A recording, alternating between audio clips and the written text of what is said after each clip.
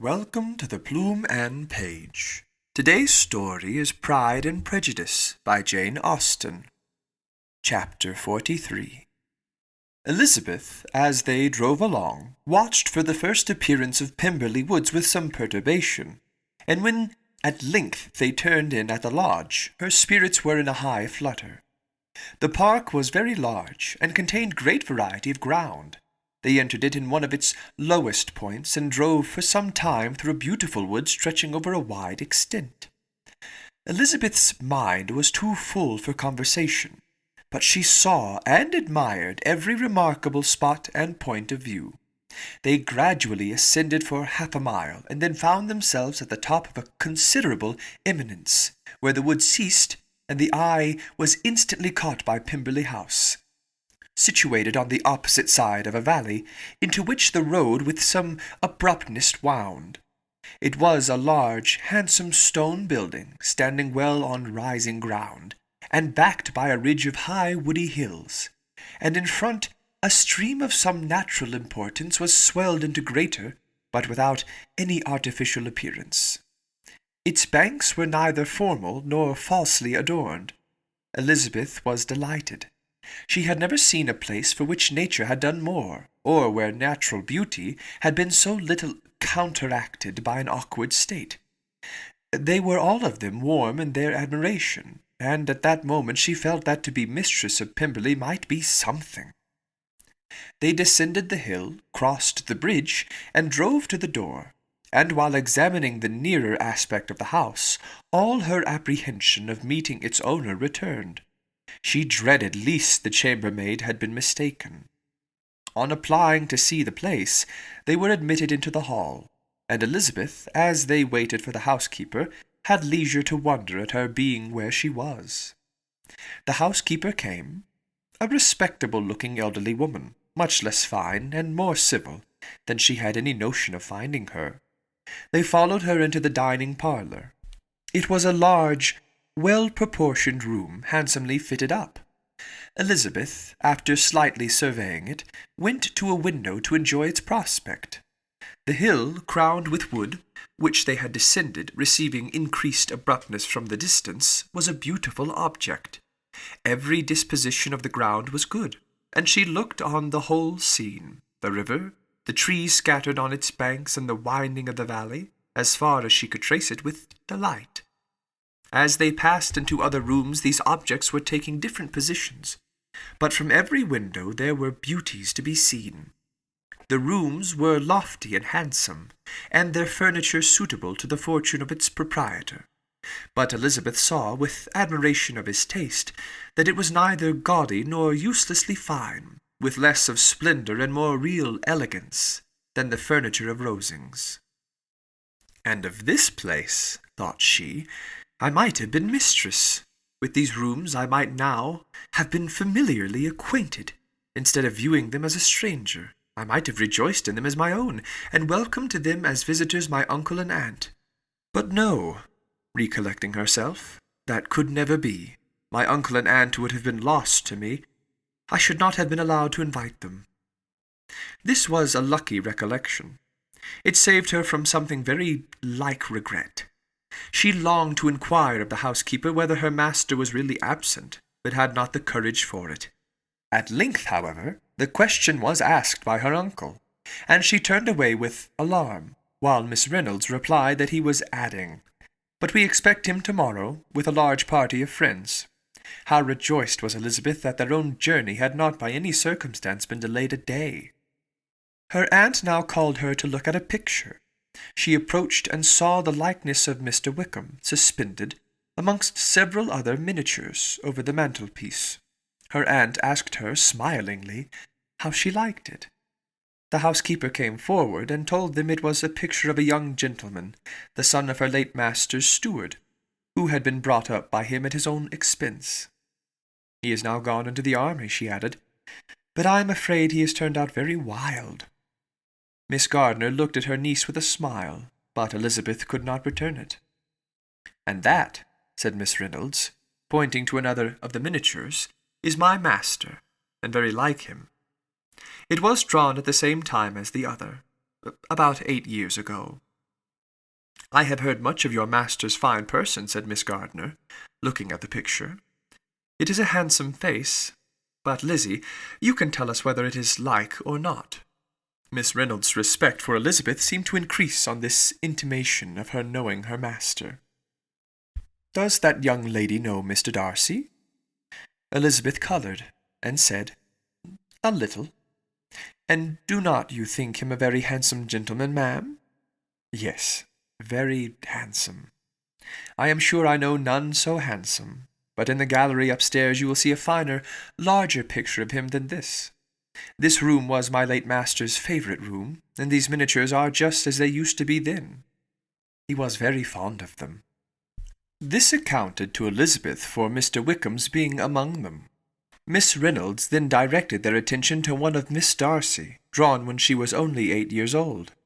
"And is Miss Darcy as handsome as her brother?" said Miss Gardner. "Oh, yes, the handsomest young lady that ever was seen, and so accomplished.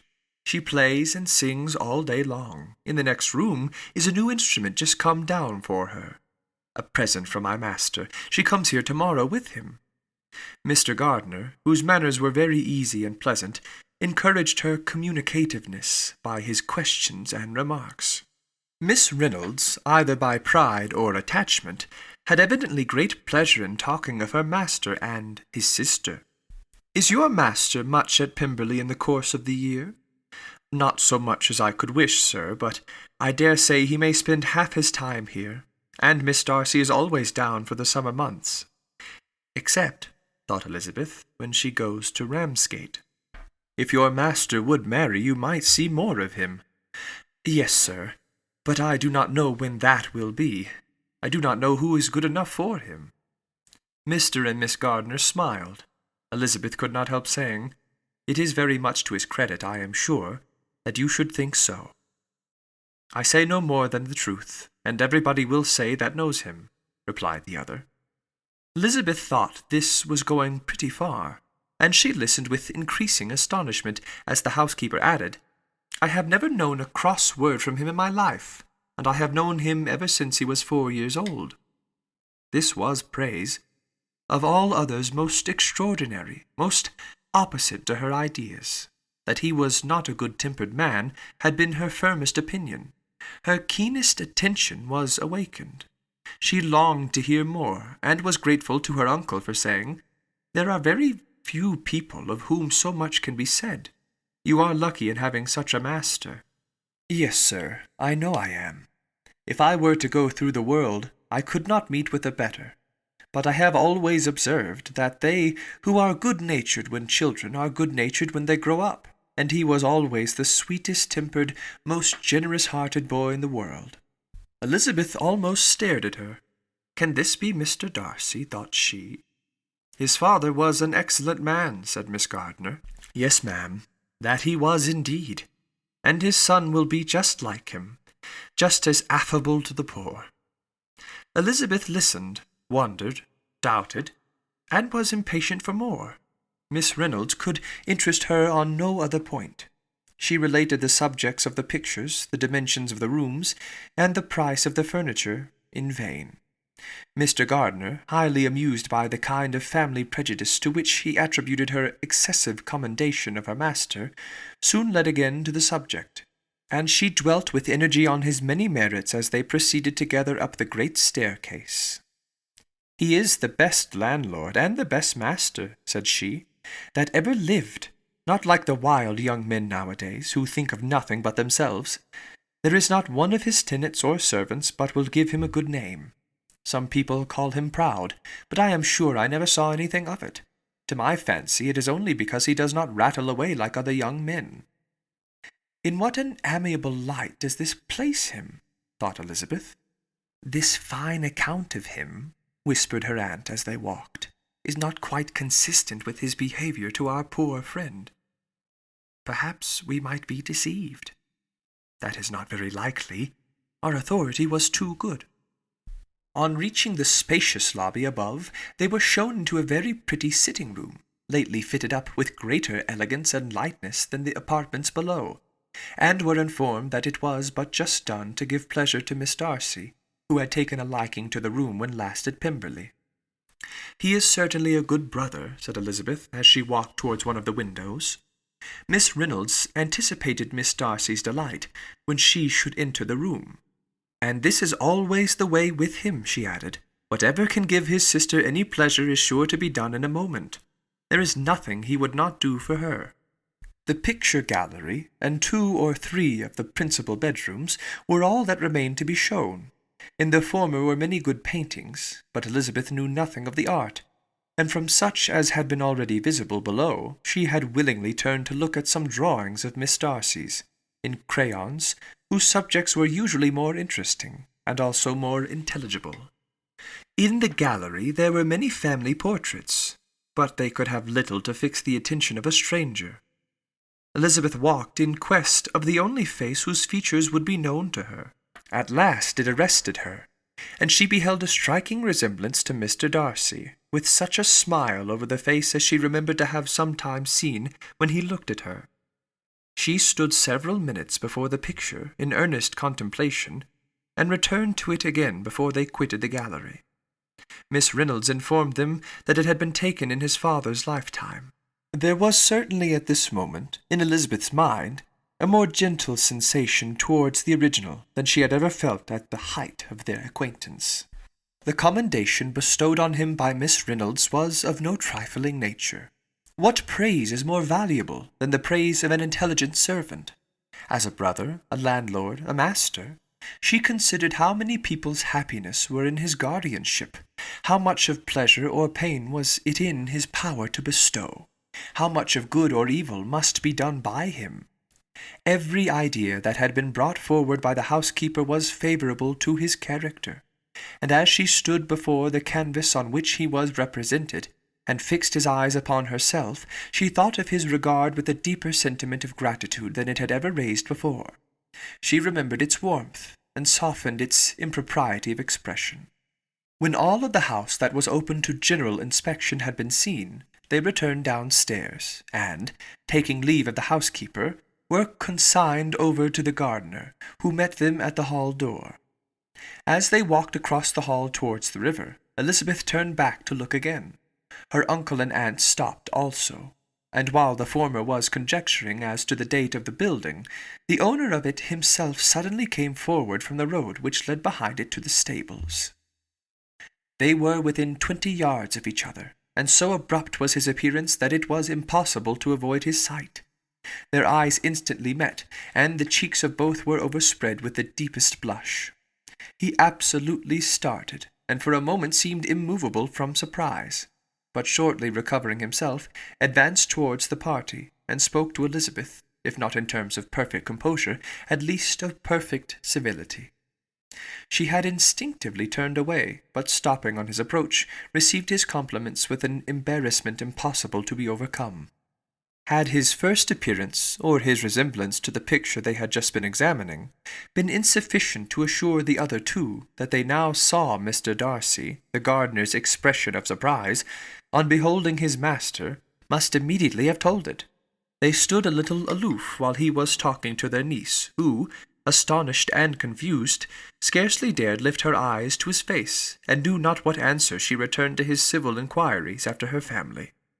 Amazed at the alteration of his manner since they last parted, every sentence that he uttered was increasing her embarrassment, and every idea of the impropriety of her being found there recurring to her mind.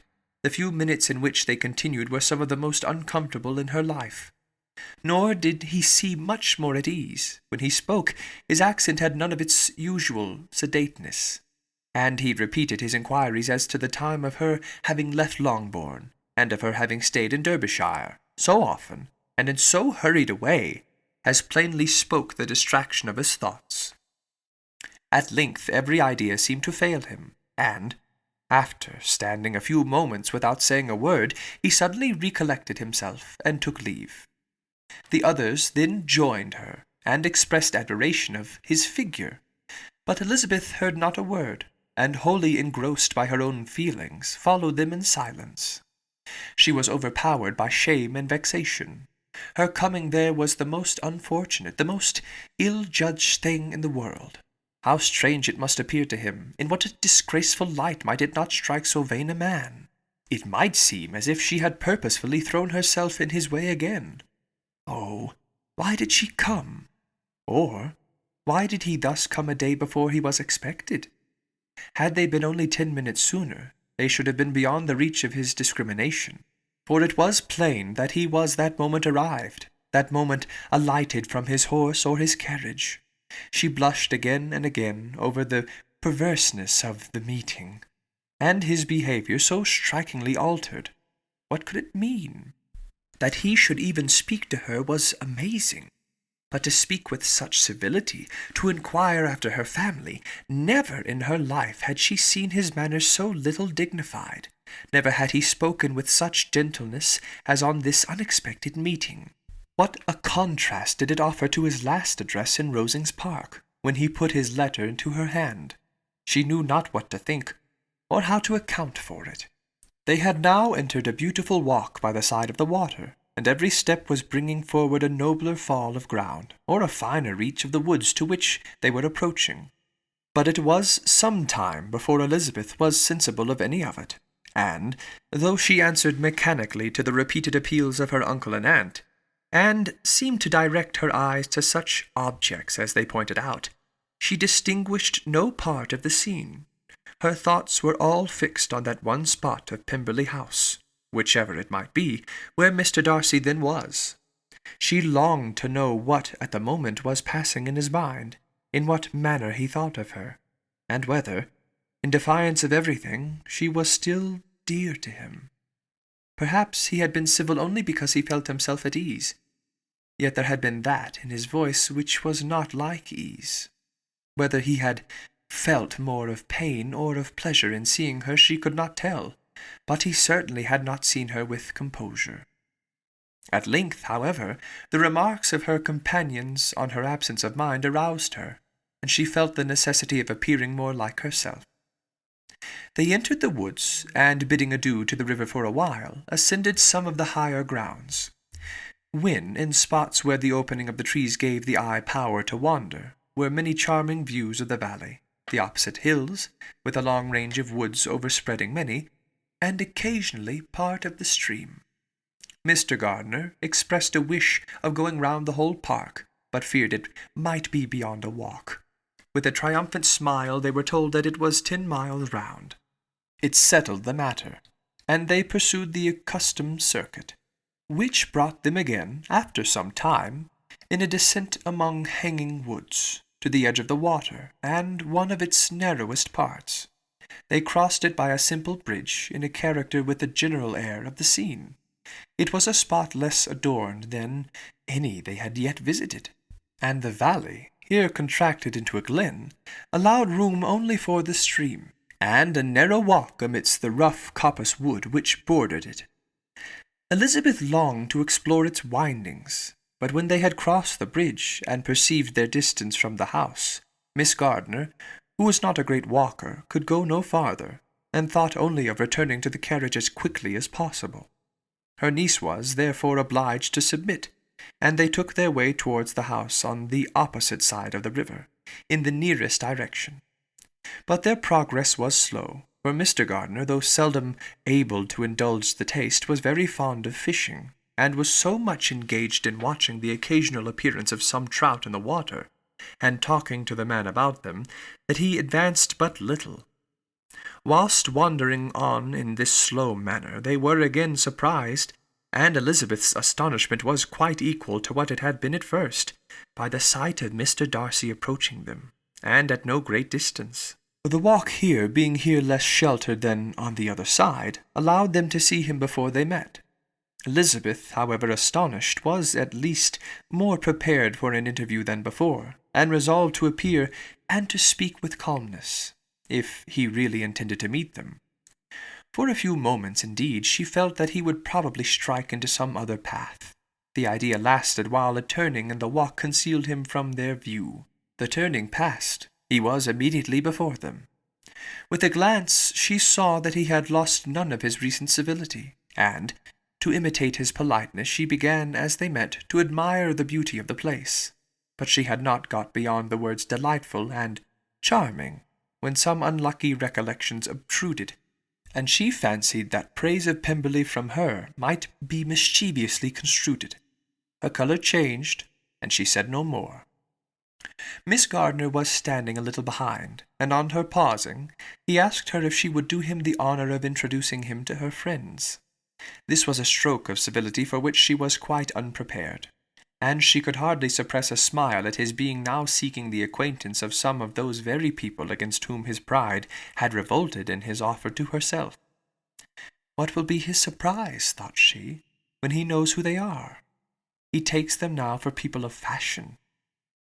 The introduction, however, was immediately made, and as she named their relationship to herself, she stole a sly look at him to see how he bore it, and was not without the expectation of his decamping as fast as he could from such disgraceful companions.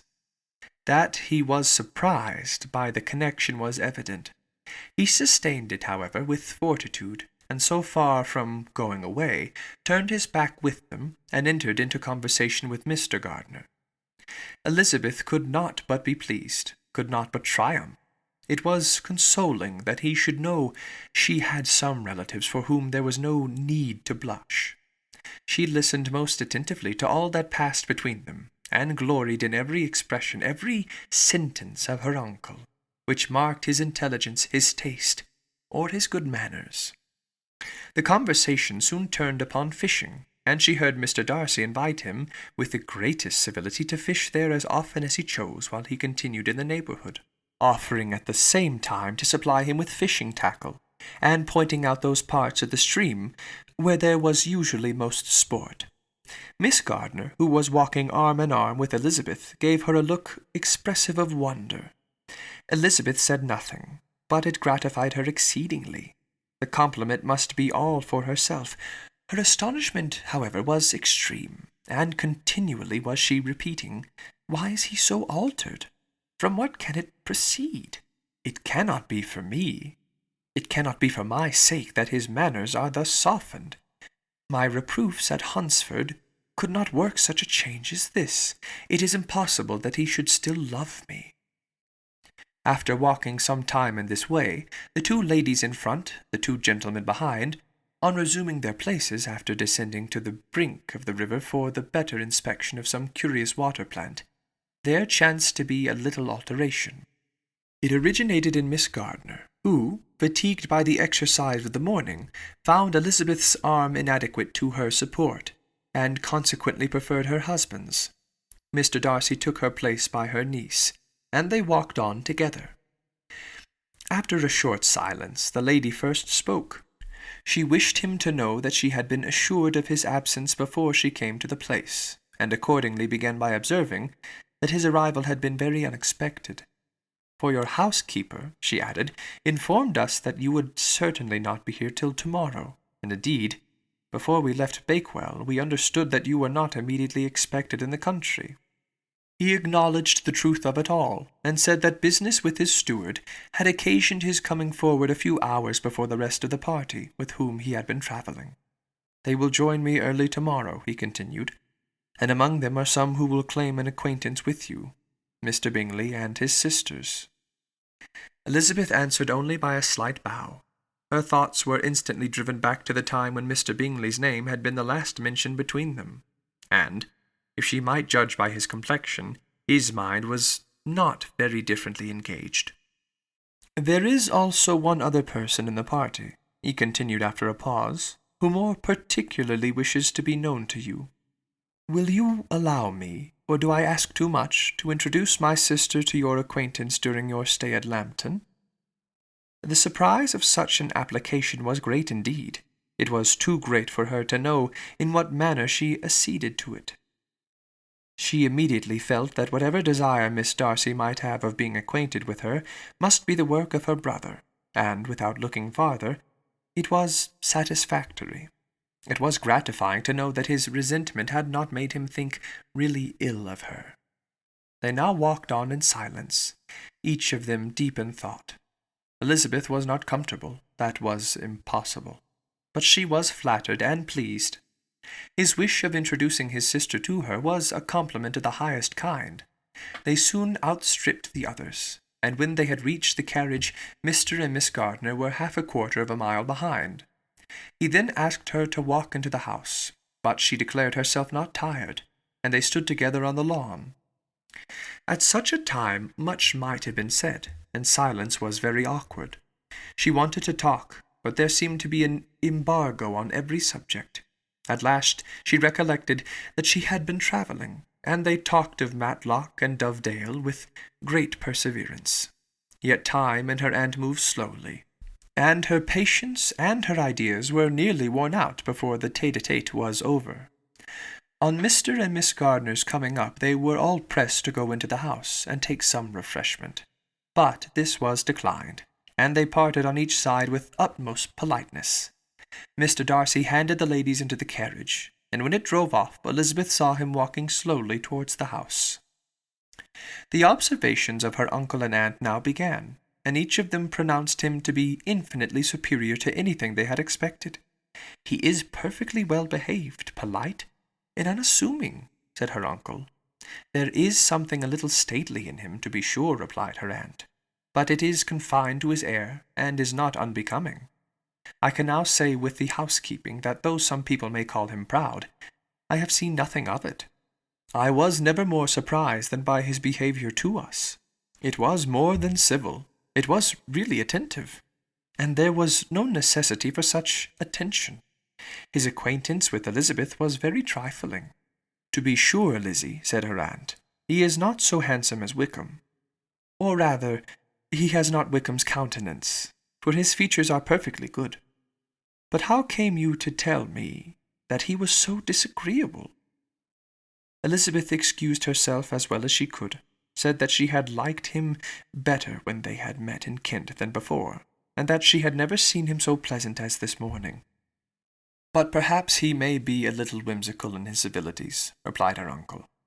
"Your great men often are, and therefore I shall not take him at his word, as he might change his mind another day, and warn me off his grounds." Elizabeth felt that they had entirely misunderstood his character, but said nothing. "From what we have seen of him," continued Miss Gardner, "I really should not have thought that he could have behaved in so cruel a way by anybody as he had done by poor Wickham. He has not an ill-natured look. On the contrary, there is something pleasing about his mouth when he speaks, and there is something of dignity in his countenance that would not give one an unfavourable idea of his heart. But, to be sure, the good lady who showed us his house did give him a most flaming character. I could hardly help laughing aloud sometimes, but he is a liberal master, I suppose, and that, in the eye of a servant, comprehends every virtue."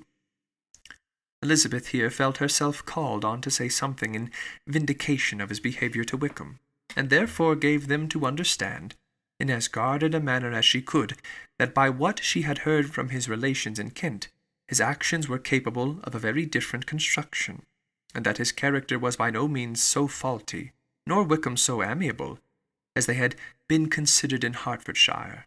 In confirmation of this, she related the particulars of all the pecuniary transactions in which they had been connected, without actually naming her authority, but stating it to be such as might be relied on.